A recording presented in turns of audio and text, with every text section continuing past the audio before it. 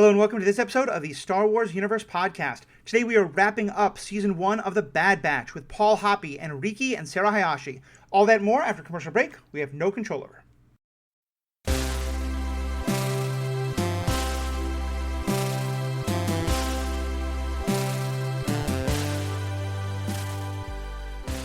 Welcome back, folks. I'm Matthew, your host. I know we are all burning with excitement about this last episode, so I'm taking you live to a couple of people who are joining us today who are from a state that is burning. Paul Hoppe, Riki, and Sarah Hayashi are all in the state of California today, the Republic of California.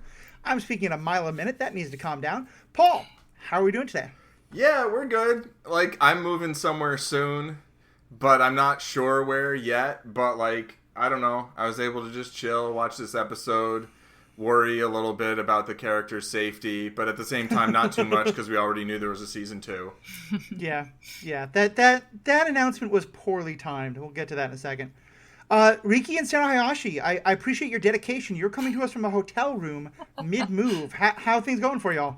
Oh, moving is just such a relaxed process. No stress. Been real smooth the whole time. I've been seeing people at their best. Yeah, it's great. I've been telling people our move has gone about as smooth as sandpaper, but Okay. We are in California now. It's coarse. Yeah. Yep. Not like you. We don't like sand on paper or other things. But yeah, we're here, which is the important part. Awesome. We're safe. The cat's safe. That's about all we can ask for at this point. Stuff, ? But we'll check it out on Monday. I'm ready for the safe. Star Wars. Yeah. There you go. Well, I was going to say, you're safe, the cat's safe, and what I want to start with is Crosshair's safe. Yes. Let's kind of back up a bit and get into just kind of general thoughts. Outline, plan idea, A Jedi podcast host needs not these things. Took way too long to set up that joke. Anyway, so overall thoughts, episode 16. What'd y'all think? Oh, you want audio? Thumbs down. I did not enjoy this episode. I don't know. I think that's been a theme with the Disney Plus shows, both Marvel and Star Wars. I have really not enjoyed how they ended. What do you think you not liked about this one? Well, I mean, the Crosshair thing, the pseudo redemption of Crosshair, the question mark. We're going to leave things up in the air for season 2. Is he an enemy? Is he potentially able to come back? We don't know. Type of thing. Yeah. And I just there were some bombshells that were dropped in episode 15 that just never got addressed in this episode. Maybe that's with the hopes of keeping people around for season 2. But I think people are gonna watch season 2 no matter what.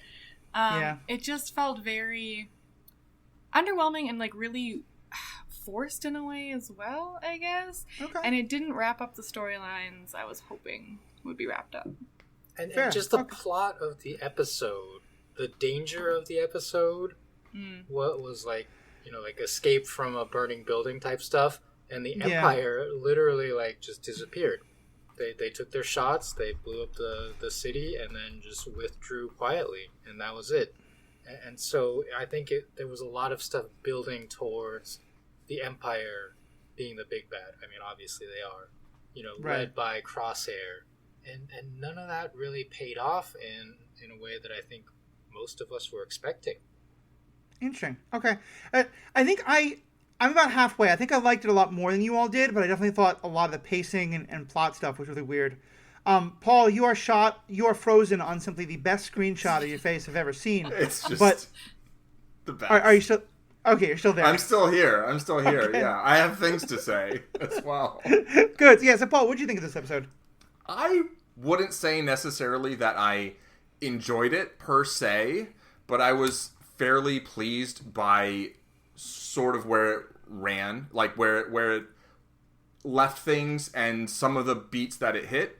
I thought that the character beats were solid. I liked that Crosshair wasn't, they didn't really make peace with one another. They just kind of were in a sticky situation. They got through it, and at the end of it, it was just we're not friends, but we're not enemies today. but we might be again tomorrow. And I saw some speculation about where Crosshair might end up afterwards. I mean, I think that they mentioned the Empire's scout ships, so I figure the Empire's going to come back at some point to kind of wrap up. I do buy the idea that the Empire would, like, leave them for dead, as it looks like things are pretty much destroyed. On the other hand, like... but that's partially because it's kind of, like, unbelievable that they survived, you know? Right. Like, the whole thing with them falling through. Like, it's similar to the end of Clone Wars. Yeah, I wondered if they were trying to do that intentionally, because it had a very similar feel, but I felt none of the drama that had. Yeah, well, also none of them are Jedi. So it's a little less believable that, like, you know, Ahsoka falling from the sky, like, okay, well, she's a Jedi, so I can kind of buy that she can hop from falling debris to falling debris and land in... I said this in the Black Widow cast, that, like, in Black Widow, I was kind of like, really? You know? Yeah. But, like, with Ahsoka, I'm like, yeah, of course, Jedi, you know? Like, Force. But here it was kind of like, okay, I guess they can get out of it.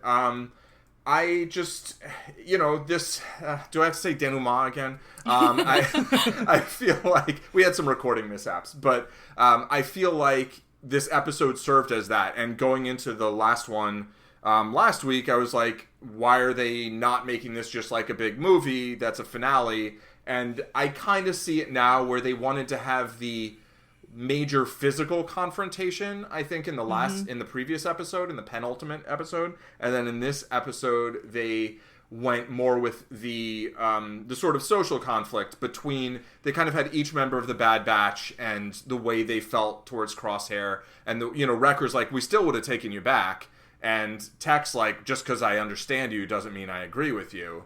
Right. And, you know, and then Omega's like, you know, I thought it was just the chip, but I was wrong, and blah, blah, blah. You know, so they all kind of got a moment. Except I felt like Echo was, like, kind of almost absent in this episode. I felt like everybody else kind of got their moments, and Echo was kind of, like, also there, I guess. And TJ Stratford actually wrote into us and made a comment about both Echo and Echo and Tech not having as much to do this season, but especially this episode, and I agree with you there. I think I'm kind of halfway in between the two of you, because I think I like the episode less than Paul did, and I especially hear what you're saying, Riki, about how much was kind of boring about this episode. I basically thought there were 7, but the stuff that I thought was good, I really loved what they did with Crosshair, and all the stuff you're talking about, Paul. I felt like there was like 7 really good minutes in this episode that would have been wonderful as just tacked on at the end of episode 15, right? You know.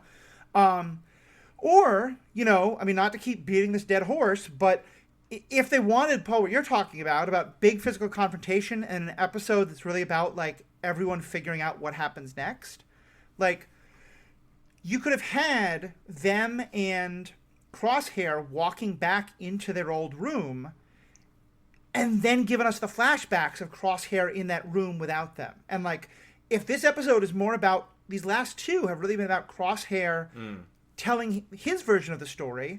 Like, if you want a full episode, that's a great time to actually tell us more of Crosshair's story. Or just, like, have flashbacks to Crosshair with the Bad Batch more and show that, like, as part of... You know, because I feel like there was so much that I wanted more of, and I feel like Riki and Sarah, when you start talking about all the things that got unresolved, you're going to remind me and make me enjoy the episode a lot less. But, like, because I felt like the 1 or 2 biggest things I wanted resolved did get resolved, but I just didn't care. I didn't care as they were crawling around the, you know, the space station, the I don't know if it's a ship or the floating city. Yeah. That was no longer a floating city. Right. It was Flotsam City. I did kind of wonder how it took all that, you know, turbo laser fire, but remained airtight. That's a miracle of engineering. Entirely airtight, but yeah. Waterproof, even. But yeah, so let's actually go to that. So for Riki and Sarah, for you all, what were some of the things that this missed? What were some of the things that you felt like the bombshells that needed to get resolved that didn't get resolved?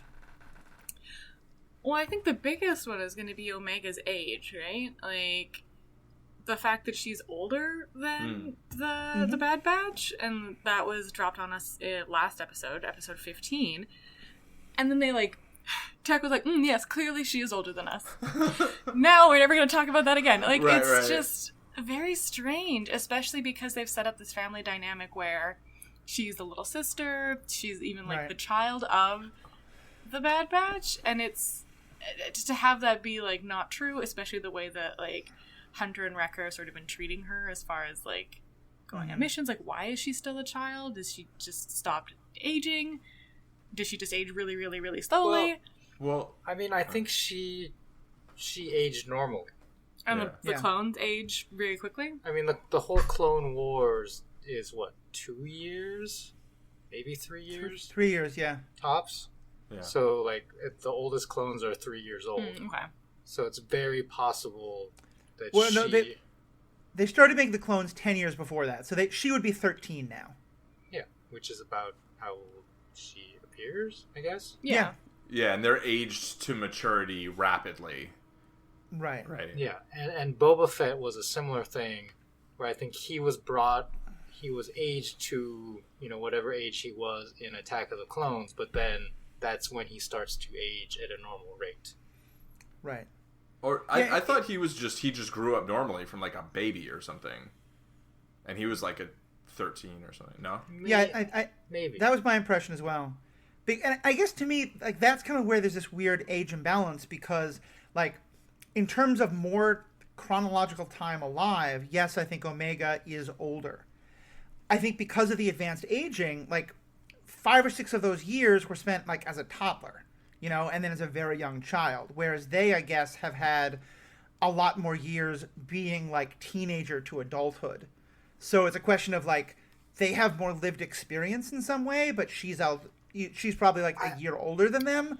But they're, like, double her age in some ways. Yeah. I feel like this is for the clones, it's like a Matrix situation, where their aging is accelerated, and then they're programmed with all of these things. Yeah. Right. Like shared experience. But also, like, I also felt like Omega, this episode, started acting a lot older as well. And maybe that was okay. Yeah, I don't know. Maybe that was just like because I know she's older, she's acting older, but she also seemed to like instantly have so much more emotional maturity, so much more like gravitas about her. As this like, yes, I am older and wiser. I recall you growing up and being made. Yeah. And it's like, where was this before? I don't know. I feel like it was kind of there though. Like, but I mean, so I have 2 thoughts on that. One, first, I think it's a good point, right? And definitely something to think about. I do think that she had a certain level of maturity that we're looking at her a certain way, so we might not be thinking of it that way. But, like, I think there is a sort of what might seem like wisdom beyond her years that I think a lot of kids have and just don't get credit for because of just the way kids are looked at in society. Right. The other thing, though, is that when she looks super naive, it's like, dirt! I've never seen dirt! Because she was out of her element, right? Sure. Here, her seeming more mature and composed or whatever, she said she spent most of her life in this lab. Yeah. So I feel like she would have a different kind of, she wouldn't have the same sort of, naivete in terms of with those, in exact surroundings. Just that she's got a different level of confidence because she's home. Yeah. Although it just got blown up. And I did feel it was a little weird, like, did she not want to go back? Did she want to go back? Like, and I get that a little bit maybe with, like, going home to somewhere that you had a lot of negative experiences. But it also, that, I could have used more of that and less running around from a sea creature trying to bite a glowing tube where it's like, turn the lights on. Yes! Yeah, which is something else that was commented on, including by TJ and a number of other people in the chat. TJ also pointed out, and this is kind of like what you were getting at a bit ago, Sarah. He said, she probably ages naturally, but other clones are accelerated. Plus, they lived through the war, which brings mental maturity. Like, I think that, and that's like, I think she has a lot of wisdom. She has very little sort of lived experience in a way that they do. And that's kind of what I was getting at. Outside the context of that lab. Yeah. Right. Yeah, exactly. That's fair. Exactly. It also felt, I don't know, it felt a little bit like she revealed, like, yes, this was all my machination of, like, orchestrating that I meet you. This is why I wanted to meet you. Yeah. Which felt also weirdly out of character. But I don't know if maybe I just, like, misread what she was saying. It makes me wonder, like, how old are they? Like, Yeah. when were they developed? Like, was it a year? Was it 2 years? Was it 3 years? You know? How long did she try to get in touch with them but couldn't until the very end of the Clone War? You know? Right. I don't know. I will also just throw in, like, in terms of, like, the brains change as we get older, right? And so, like, a teenager brain is actually physically different than, like, a, you know, 20-something, 30-something, 40-something. So, I don't know. So for Riki and Sarah, so what did you not like about the Crosshair story? Because I actually quite liked the way it was resolved. What was your issue with it? I mean, so one macro thing with Crosshair is that he makes a very poor endgame villain, in my opinion, because you can't have a big fight like we're used to seeing in Star Wars, namely a lightsaber fight, right? Like the end of Clone Wars, Ahsoka versus Maul was one of the most spectacular lightsaber duels we've seen in any Star Wars product. Hands down, yeah. So we can't get that. We had this season. We had a very interesting, martial arts / gunfight between Fennec and Cad Bane, right? But Crosshair's style is to, hide and take sniper shots. So that just doesn't. There is a tension there. There can be a tension there, but it doesn't lend itself to this is the end of the series fight with him. I just am salty about the whole he didn't have an inhibitor chip thing. Oh, interesting. Okay. That they definitely didn't pay off. Like, when did he get it taken out? Yeah. Like, do we have to go back and watch the series and wait to see when the scar looks different? But also, they were I think that's the answer, but- experimenting on his inhibitor chip, so you clearly had it at some point. Yeah. Yeah, so just that made me salty, and I feel like that's just me disagreeing with the direction of the show. But yeah, it felt like, I don't know, like a cop out, I guess, in a weird way of. Oh, interesting. Well, yeah, because I think Sarah wanted Crosshair to be redeemable. Yeah. And I wanted Crosshair to be irredeemable, and we kind of got neither here. Right. Yeah. I guess, yeah, I mean, that's really interesting for the way you talk about it, because I think it's funny. I think your analysis of it is completely right. I just loved all the things you didn't love. Yeah. Like, to me, I really appreciated that we broke out of the trope of here's the big bad, here's the big fight that's coming. Because to me, so much of what the show was about was this is a group that is trained to do one thing. Someone tells them what the target is, and they can destroy the target. They can rescue the target. They can fight like no one else can. And a lot of what happened in this show was them realizing what happens when you can't just fire lasers at the problem. You have to do something more. And so Crosshair was kind of the perfect not big bad, but primary antagonist, because it wasn't just going to be a big lightsaber battle or a big starship fight at the end. It was much more how do we see ourselves here? And I think, for me, I hear you about the kind of redeemable, irredeemable, and I'm still not sure of which I want. I think either could be good. I think for me, if he'd had the chip, the thing that I was most afraid of was that he had the chip the whole time, and then the chip just got fixed, and then everything was fine again. To me, that would have been a real sellout of, okay, so there's no moral consequences here. There's no consequences of action. It was just always the chip. Everything's back hunky-dory. Go ahead. Oh, I was just going to say, I finish your thought, and I'll get to what I was going to say. So to me, I thought this was the perfect way to do Crosshair because it was messy. It wasn't a binary of you're our enemy or you're our brother again. It was, and I felt almost a little bit of sympathy for Crosshair as he was explaining his position. The kind of sympathy you feel for an enemy, a sympathetic bad guy. I still think he was wrong. He should have been willing to break with the Empire. But I can understand why for him, they're following orders. It's not their place to question the orders. And everyone else broke that. And not enough to be oh my god, poor Crosshair, he's my hero now. He's still very much the villain. But it was enough to make me really invested in the story, enough that I thought the ending of, I think if he'd gotten back on the ship, I would have liked it much less. I think if it had just been all right, now I'm with you guys again. I liked him just sort of being all right, well, maybe I was kind of wrong about the Empire, but I still have all these hurt feelings with you, and I don't know where I am, and now I'm going to kind of just go off on my own. Yeah, I get that. And I think I do like the sort of murkiness, and I think wanting him to have the inhibitor chip wasn't necessarily wanting it like, oh, all is forgiven. I wanted to see something built off of his line in episode 15 where he says, like, they always come back for their own. Well, most of the time. And that, like, big dagger of, like, you all knew that I had this inhibitor chip. You all knew what it did. You all knew that I wasn't in control of my actions, and you abandoned me anyway.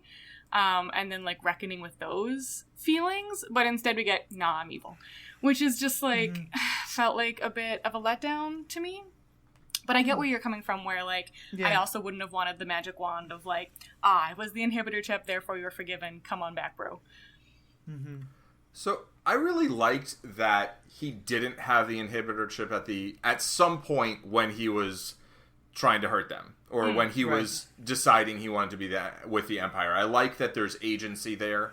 I think that it's not just that you don't like how it played out. I think it was messy storytelling to never really tell us when he had it out, when he had it. I don't like that. I think they just kind of dropped the ball on that.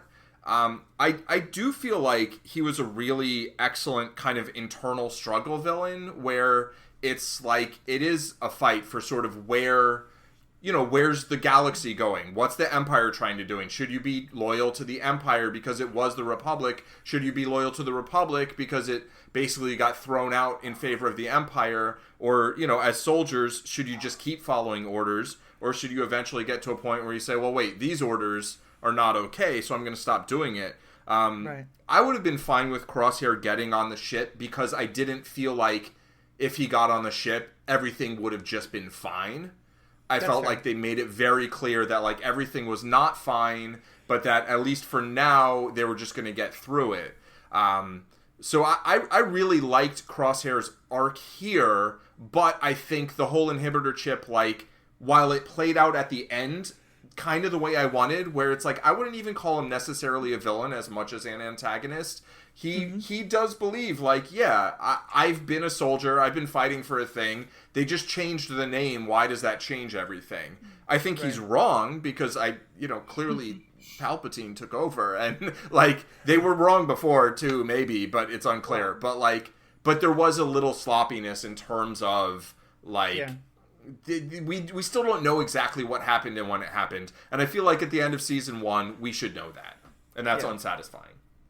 If you notice, in this episode, Crosshair said that soldiers follow orders, and he omitted the good, the adjective good, which would have been the code. Interesting, for Order 66 and the programming.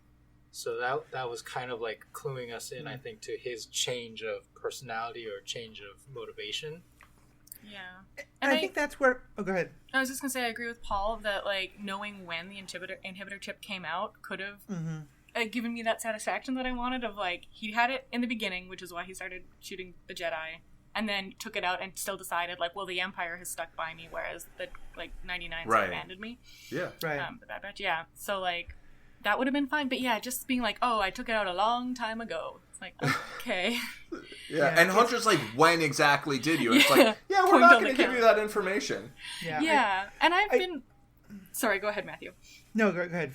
We've got a fun car alarm going off outside the window. But I've previously lobbied for, like, keeping things open-ended, especially in, like, a saga like this, so someone can kind of come in and fiddle with it. But this seems like a detail that you need to pin down. Yeah. I think this... Well, first of all, just... I think this is also where flashbacks sort of really helped, because one thing that was never established is it just because of the chip that Crosshair, like, followed the orders and the others didn't? Because what I got, at least, from it, is that they all had the chip. The chip was, like, functioning more for some of them than for others, but that, to some extent, like, the others were, like, more susceptible to being able to question the chip in a way that he wasn't. And... if that's just because his chip was, like, functioning and theirs weren't, to me that's boring storytelling. Because he did seem always the more, like, the least compassionate one, the least sort of, like, let's rethink things one. And I think if they'd had a couple of flashbacks to showed other times when they were given orders that were kind of questionable, and maybe Wrecker was like, do we really need to do that? And Crosshair was like, we follow orders. That's Right. what we do. Like, long before any chips. I think that could have, like, just something like that. And in terms of this question of, like, do we or don't we get those, like, Coruscant scenes, or the not Fallujah, okay, you know, do we or do we not get those scenes of what has Crosshair been up to this whole time? I think I understand what they were going for, but they didn't commit enough of the way. Because you can either tell their story and tell his kind of concurrently, or you can just tell their story and only show us everything from their perspective. Yeah. And then, like, if you really have that and you don't get any of the scenes on Coruscant or on the planet with the clone makers and all that, you know, Kaminoa, like, then they can have had this long time of being, like, convincing themselves, like, he is still our brother. It's just because of the chip. And then when they find out, and we find out that it's not, that he did take the chip away, it's just this, like, hammer blow of everything they thought is out the window. But I feel like they had to either, I feel like they were kind of trying to do that, but also they showed us enough of what was happening with him beforehand that it just never coalesced. Yeah, I totally agree that, like, seeing what Crosshairs was up to, especially because, like, that seemed to be sort of a consensus of a thing that we wish was happening in previous episodes as well. Like, we haven't checked in with Crosshairs for a while. What's going on with Crosshairs? Yeah, getting at least, like, part of the picture of what he's been up to would have been really satisfying. I totally agree with you. I think that's a good way to put it. TJ chimes in, I liked where Crosshair ended up, but for me the journey could have been clearer. Which, like, yeah, it's kind of what some of us are definitely saying. For me, it would have been better if they never showed Tarkin messing with the chip. I think they put too much emphasis on that from the start, and therefore the conclusion was a bit confusing. If they'd never mentioned his chip again after the first episode, it would have made more sense. Or maybe the chip is more of an impulse than a compulsion. Impulses can be followed or ignored based on character. Just a little voice in your head instead of a complete loss of control. Yeah, I completely agree with that. Was that TJ's comment? Yeah. Yeah, totally agree that, like, if it was they all got this baseline impulse of, like, kill Jedi, and the rest of them didn't follow it, but Crosshairs was just like, well, yeah, sure, why not? Yeah. Like, Yeah. that would have been really interesting to see play out. And maybe that is what we saw play out. I don't know. Yeah. I do think one thing they established is that part of how the clones were bred was to be more compliant and less questioning of orders. And that was specifically one of the things Jango Fett says when he wants his own clone, that he not have that he be, you know, just as questioning. And the Bad Batch, like, I think Tarkin specifically said, like, one of the reasons why they were misfits or rejects, or maybe one of the Kaminoans, was because they weren't super compliant the way that the other clones were. And so there again, like, maybe that is part of how, you know, Crosshair is made, but the others aren't. Like, I just feel like there was so much you could have taken any direction, and I just wish they'd picked any of them. Yeah. Wait for season 2. Yeah. So what did you all think of the arcs that some of the Bad Batch themselves got? You mean across the season? Yeah, I mean, like, how this season wrapped them up, but yeah, therefore also across the season. Well, there's a scale, right? Like Hunter and Wrecker got the most because I think they interacted with Omega the most. Tech and Echo were kind of interchangeable at times. Yeah. And hard to distinguish as individuals, I felt. The most distinguishing thing was that Echo used to be a Reg, I think. But otherwise, like, depending on the mission and the situation, like, one of them or the other would do the computer stuff. And it never felt consistent as to who. And I liked, in, like, a very early episode, we kind of got Echo and Tech bickering with each other about both filling this role, but then never went back to it. Yeah. Yeah. I even, like, I agree. At the end, when they were all, like, getting into the chambers to escape, I was like, why did 2 of them double up? There's 4 chambers and 5 of them. Like, oh, right, Tech and Echo are 2 different people. And Echo wasn't there, so, yeah. Yeah. Yeah, that was something TJ pointed out in the email they sent us. It felt like those 2 were really ignored, and I thought that was a real loss, especially since, you know, 90% of the times they fired their weapons, they were firing them at regs.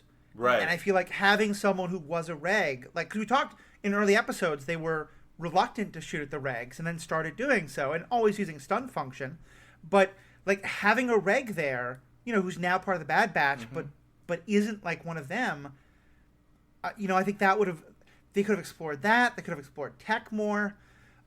They could have had Echo go in a very different direction, so he wasn't just the tech guy. Like, maybe he was now super droid guy or something. Like, there's a lot you could have done. Yeah, and we knew Echo from before. Like, we got to know him on the Clone Wars TV show.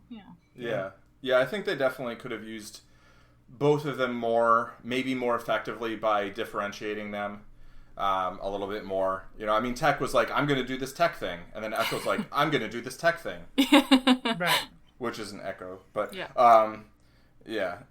I think that's a really good point, that they are not really sufficiently differentiated. But they are very different.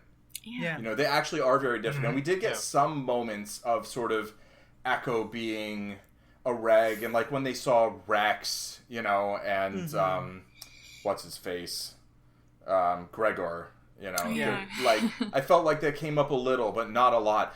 This actually, though, outside of the Bad Batch, that one clone trooper who comes up to is it Rampart? I don't know. Yeah. Oh, I the thought one it was on Ryloth? Yeah. No. No, in this episode. Yeah. Yes. Yeah. Yeah. I Riki, noticed that. Yeah. Like, that, like, stood out to me. Like, first of all, it seemed a little odd that, like, a trooper came up and was like, oh, we did the thing. And he's like, oh, very good, let's go. Like, you'd think it would be, like, another kind of officer or whatever. But I think it was very deliberately, this is a clone trooper who's saying, we just destroyed where I grew up, you know?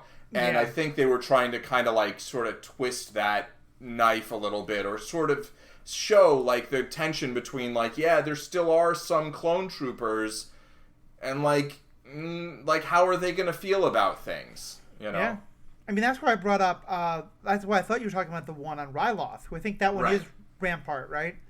I thought that was... the Empire dude. Okay, that's right. The other guy, what's the other guy? Oh, that's right, the Tarkin Jr.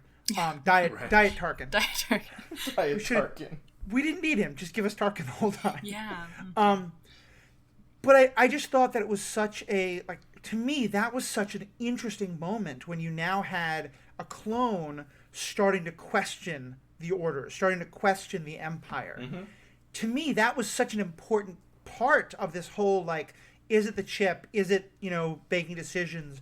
Can the clones be saved? Especially because by the end of this, like, as you said, there are still clone troopers wandering around. We still don't know what happened to the clones. And I don't want to project too much onto season 2, and maybe they don't want to rush this. But I have been hoping ever since that clone on Ryloth that part of what we're setting up is that eventually more and more of the clones turn on the Empire. And that's what kind of makes the Empire be like, okay, no, we got to be done with this, because they don't just keep following orders, and they do start to, you know, maybe the Bad Batch leading them, or maybe just individually, whatever it is. Hauser's on Ryloth. Thank you, TJ. It was some I kept wanting to call him word. DJ. I kept wanting to call him DJ, but yeah.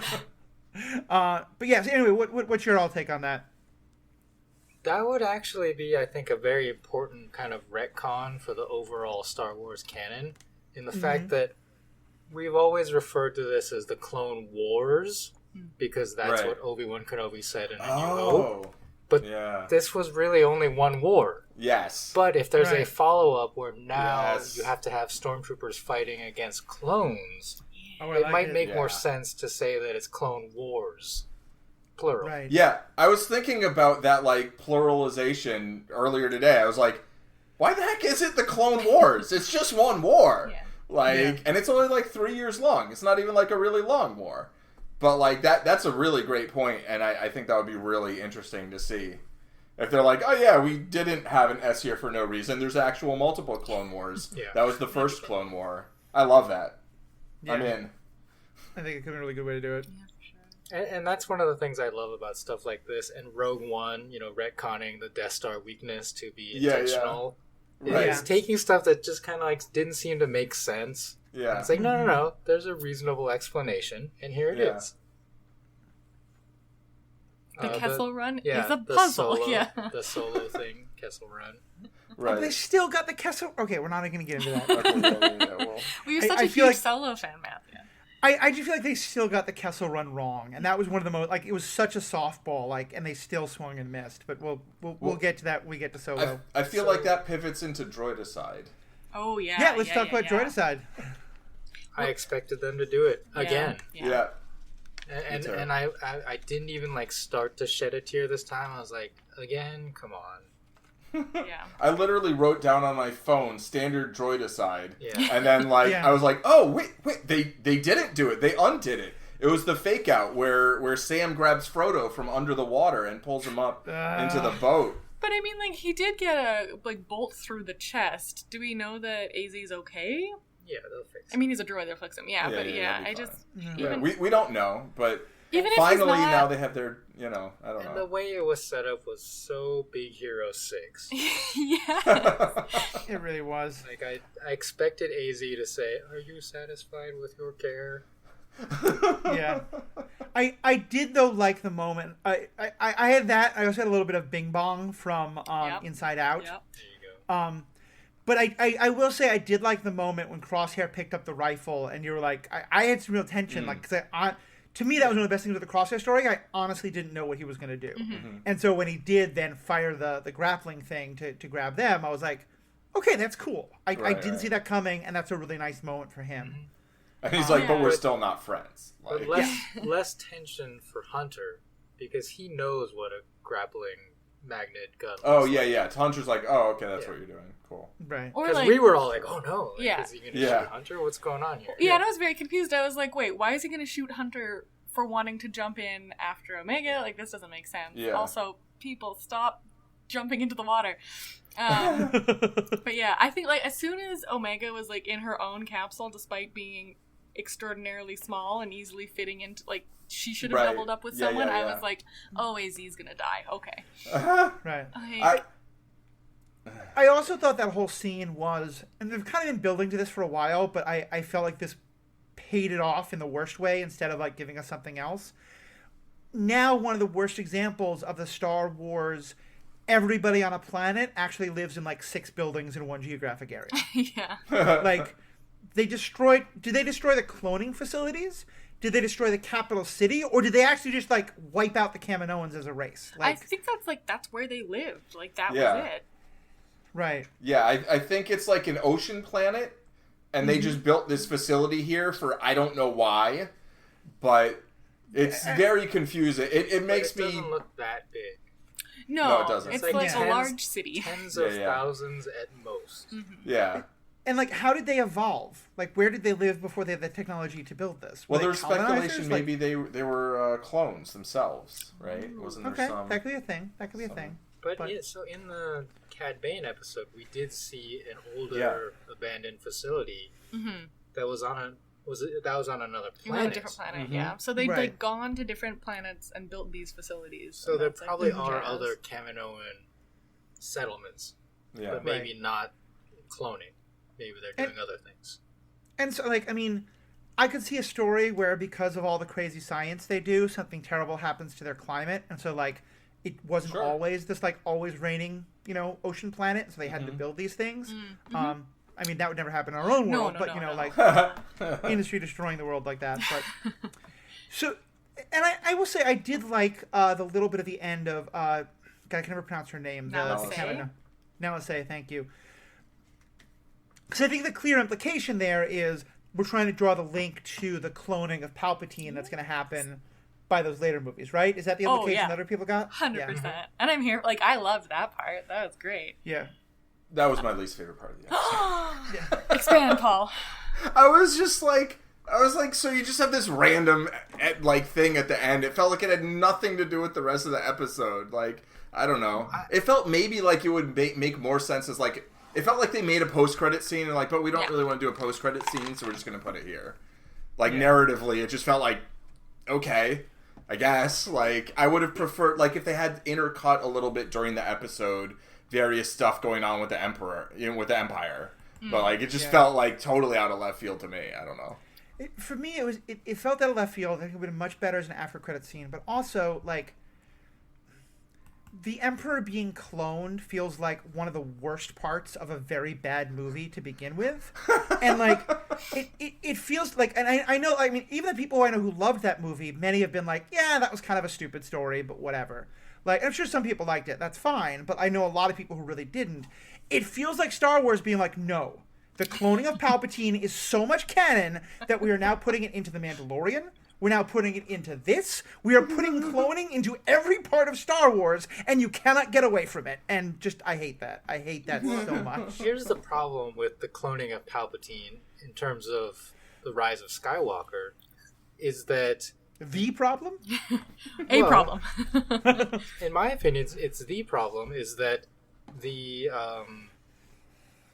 comic book series Dark Jedi actually did the cloning of Palpatine and his return much better as a storyline.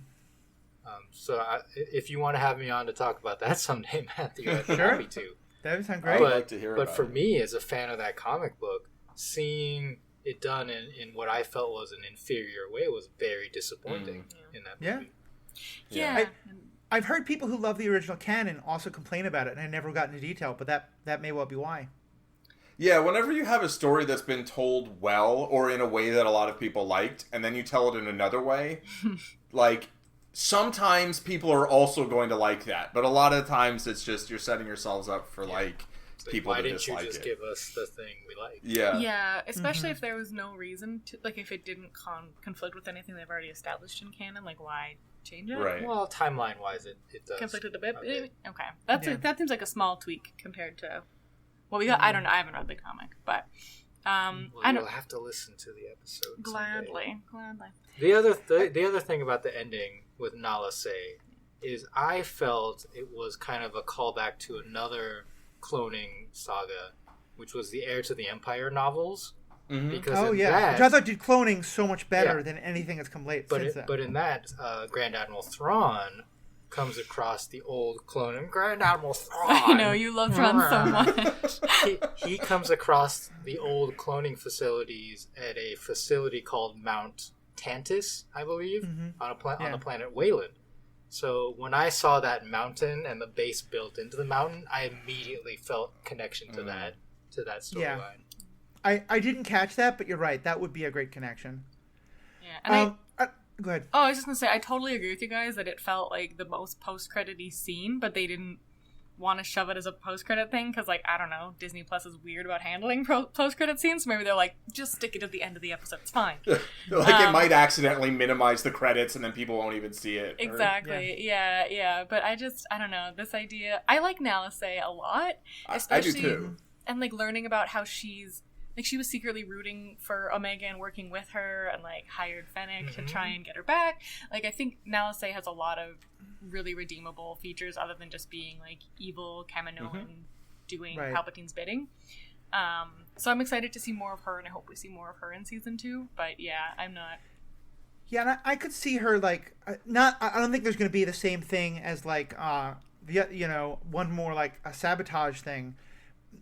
Let's show the whole thing again. Yeah, I get what you're saying. I totally agree with you there, because I think you could easily do a fun story where, because you kind of wonder, like, why did all this cloning stuff take so long, so much longer after Palpatine dies? And maybe it's because she's throwing some wrenches in or rescuing her as a part of season 2. She's Rogue One-ing it up. Yeah. So Nala Se sabotages Palpatine's cloning chamber, and that's how he gets Snoke. Yeah. Oh, yeah. That'd be fun. That'd be fun. That's great. Who's this Snoke you speak of? I don't want to go too much longer, because we've now almost doubled the time of the original episode. But I'll say one other thing that I, not something that, like, I wanted them to pay off, but they didn't, but something that I hoped they wouldn't do, and they did, and they didn't, which I was very happy about. And I think they made this clear a while ago, but still I'm glad that they didn't sneak it in, that Omega is not Force sensitive, at least as far as we know. Yeah. I always kind of dreaded that was going to come, and I was really glad that just never happened. So you were expecting when AZ, like, falls away into the ocean, that Omega 100%. would, like, reach out? Yeah, 100%. That would have felt really out of place at this point. Early on in the series, I thought that might be the case, and I would have been fine with it. But then they didn't have anything like that, I thought, throughout, like, the last 8 Right. episodes or longer. So I think it would have felt really out of place if they suddenly did that here. Yeah. I agree I with think you. once That they wasn't even in my mind though. But once they established that she was a pure clone, like I think if they had been like, Oh, yeah, we cloned yeah. her with a Force user or something, Right, it would have right. been. So, Yeah. hey, what about go ahead. Because Force sensitivity is purely genetically inherited. Yeah, apparently. Oh my god. But yeah, I mean, biggest Star Wars pet I agree with what you guys are saying about like having Omega be Force sensitive would have spoiled a bunch of stuff, especially because I like that this series has really focused on non-Force users. Mhm. Like, Yeah. Mandalorian, we had Grogu, who is like present throughout it, though not the main character. Whereas this one, we haven't really had any Force users be major presences in this show, and I like seeing the kind of regular folk and also how the Jedi are just sort of in the background as this like mythological almost figure. Yeah, I think it's very true. Yeah. And I do just have to say though, in terms of like Force using being genetic, like wasn't that the whole point of the villain in Mandalorian season 2, was that he wanted to like get Grogu's blood to like be part of some cloning thing? Like I think it was never exactly explained, but I thought that was certainly the implication. Yeah. Yeah. It's Clearly. not fully clear what Gideon was after. I mean, Yeah. they do mention the M count. Yeah. Yeah. And he says he wanted the blood, blah blah blah. But we don't know he just wanted the blood. Maybe he wanted to extract other, I don't He know, needs the It's ears like for do something. experiments of secretions some or- sort. yeah. Yeah. All right. Well, now that we are wandering quite far from the original task, what about for you all? What were kind of like last thoughts or questions or comments you wanted to make? I have 2 closing.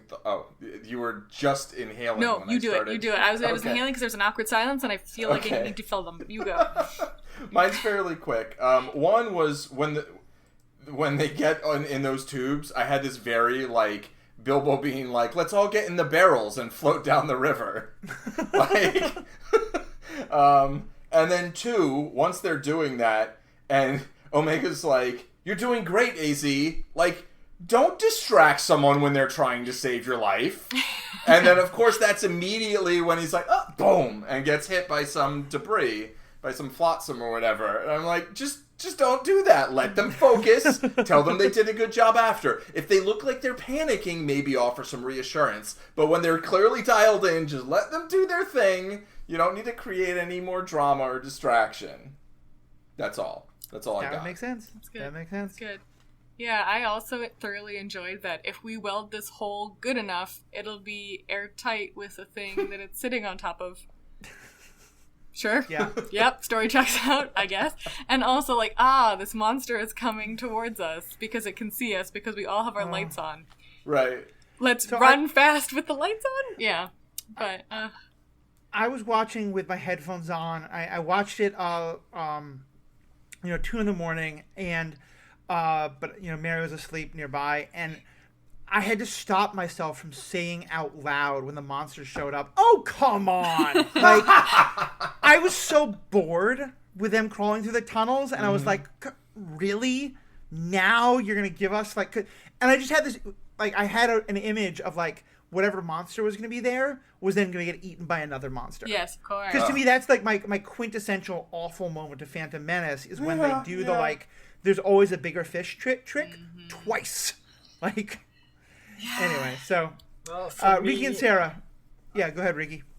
like overall, I think this season delivered a lot of what I wanted, and I think that's part of why I did not like this ending, is that it Yeah. did not continue to deliver on those things, which is the nostalgia of the Clone Wars and or the promise of Rebels or some other future timeline product, and just like give me more, like give me Cad Bane, give me the Cad Bane Boba Fett showdown.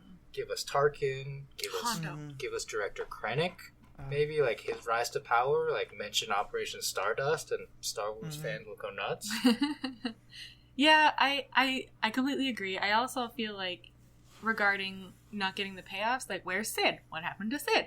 Like I feel like there was just so much cool stuff that was building in the background of this really deep like Star Wars lore that just got ignored in these last couple episodes. It doesn't need to be all other stuff. I think like this show did a good job of developing its own characters, and in Sid was especially one of the most delightful new characters we got.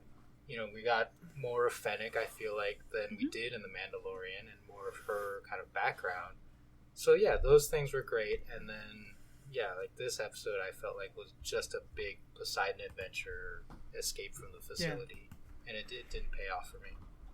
And I think the way you said it is so perfect, because honestly, with the expectations I had going into this show, I thought we were going to get a show where this was a perfectly fine ending to it. You know, this show so exceeded my expectations for quite a while that I think is part of why this felt like a letdown. Yeah. Well, thank you all so much. I'm really glad we could do this. I appreciate we doing it from a number of technologically and other challenges. Thank you so much to those of you in the chat. You've been a great part of the episode. And to all our listeners at home, let us know what you think. Did you love the episode? Did you not love it? Are you now super excited for the Bad Batch 2? Are you kind of going back to some, extended universe stuff because it makes you want to read about those versions of the clones instead? Like, let us know. The Ethical Panda on Twitter, on Facebook, theethicalpanda.com. Email me at theethicalpanda@gmail.com. And of course, you can check out this podcast, my other podcast, Superhero Ethics, and a whole bunch of other podcasts on the MCU, on Fast and the Furious, and all kinds of things right there on the Stranded Panda Podcast Network. So that's where you can find all of my stuff. Paul, I know you're doing a bunch of stuff on Twitch these days. Where can we find you? Yeah, Zen Madman on Twitch, on Twitter, on YouTube, mostly making poker videos right now on Zen Madman Eat Poker. But I just wanted to say that I found this episode very whelming. Whelming. Not Yeah, like very overwhelming, whelmed. You know, whelming. Which also means to cover with water and submerge. So just I'm here for the puns. That's there you go. I like it. I like it. Good. Oh. And Riki and Sarah, am I right? Some of your art is now like buyable in some place or another? It will be. It's not now because of the whole moving shenanigans. I have an Etsy store. I have an Instagram. The Instagram leads to the Etsy store. It's Sarah Hayashi Art, all one word. There's nothing exciting going on right now because of moving, but in like a couple weeks, I'll have some fun new stuff up there. Awesome. Cool. When you do, we will definitely post the link on the Stranded Panda webpage and the Facebook. So thank you all so much for being a part. And, Riki, do you have anything for folks to share? No. You got Twitter? Okay. Yeah, Twitter. I enjoy your Twitter. Yeah. Yes. His Twitter's Wikipedia Go. There you go. Definitely worth checking it out. I try to be as positive as I can on a very negative platform. Yes, it is a little window of positivity that's greatly appreciated. Much more positive than on this podcast. Okay. Hey, look, I'm kidding. I'm I love you, baby. What now that this is done, after a little bit more of a break while they finish moving, Riki and Sarah and I, and let's be honest, probably Paul, he's not going to admit it, but he's going to want to come on from time to time, are going to do our rewatch of Rebels and go through a lot of those episodes, which are going to be really fun. So I think we're going to get a lot of Riki positivity from that. Like, almost wrong. Yeah. Oh my gosh. All of Rebels. It is so good. Yeah. Can't wait to have y'all listen along and watch it with us. Thank you for everybody being in the stream. TJ, thanks for being our super fan. Thanks to everybody for being a part of this. And most importantly, the thing I will always ask you to do, I will almost demand that you do, is have a good day.